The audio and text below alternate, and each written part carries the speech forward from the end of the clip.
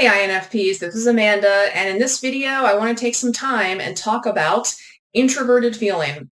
So, introverted feeling is the dominant cognitive function in INFP's function stack. And what I want to do is take a couple of minutes to discuss introverted feeling in general, and then a couple of minutes to talk about how I think INFPs specifically experience introverted feeling based on my own experience. So, introverted feeling is a really interesting function, as you may already know. It has its upside and its downside, but primarily it's concerned with authenticity and also identity. So, an introverted feeler tends to be asking themselves questions like, "How do I feel about this? What do I value? What is important to me?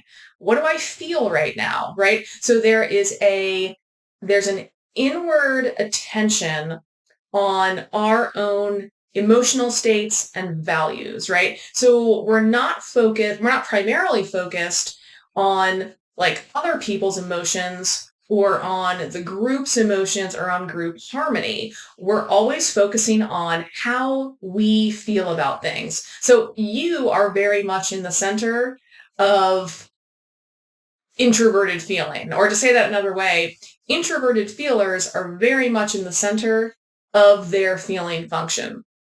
Okay.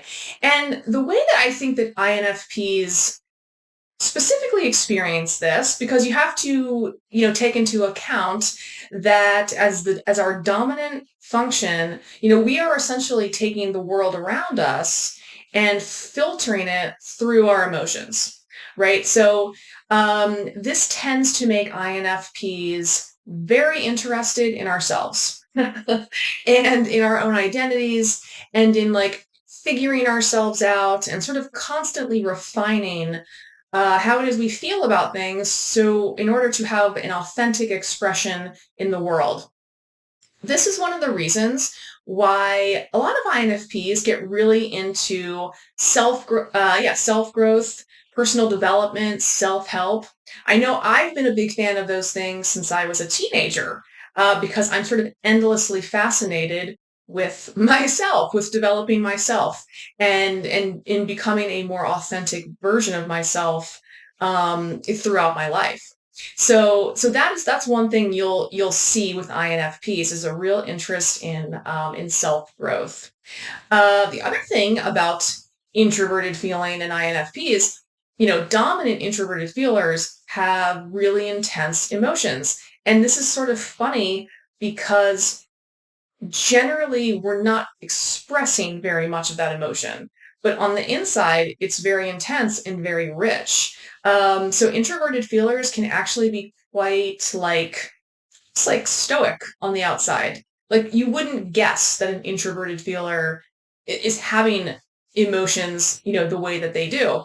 But we really have very rich emotional lives. And I think that one of the ways this tends to come out is like in our creativity.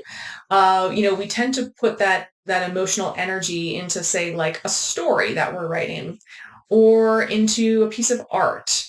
Something like that, where that's how we're really expressing those emotions. Like, for instance, I am a fiction writer, and I can have my characters expressing a lot of emotion and having like a story be very vivid emotionally. And that's really like how I'm kind of like pushing, pushing my emotional states or my emotional energy out into the world is through my creative work.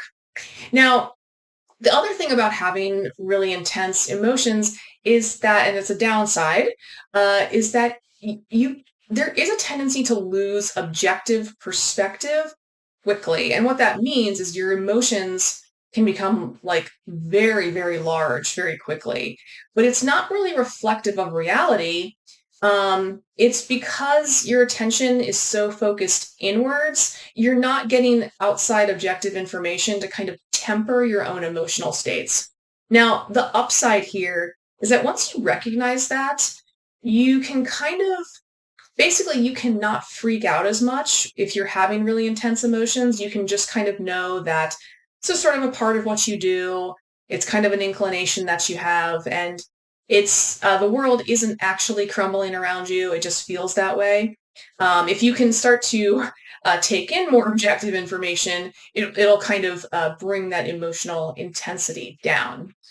And then the last thing I want to mention is the propensity for empathy. So, um, strong introverted feelers and certainly INFPs were very empathic. And I always think this is a little bit funny for people who are so attuned to their own emotions that we would have such empathy for other people. But it works because when we can see someone, especially like in a painful emotional state, we automatically, I mean, we can see them having that emotion, but we automatically go back into ourselves and we think about what that feels like for us when we remember a time when we were experiencing that, and then we have great empathy for this other person who's in pain or discomfort. So empathy is another big part of being an introverted feeler, and certainly a big part of the experience of being an INFP. So, guys, if you like this video and you like other INFP content, check out my For INFPs newsletter. It's resources, news, and tips for INFPs. And I also give away my free Productivity for INFPs mini course as a welcome gift after you subscribe to the newsletter. So there will be a link below this video to sign up for that.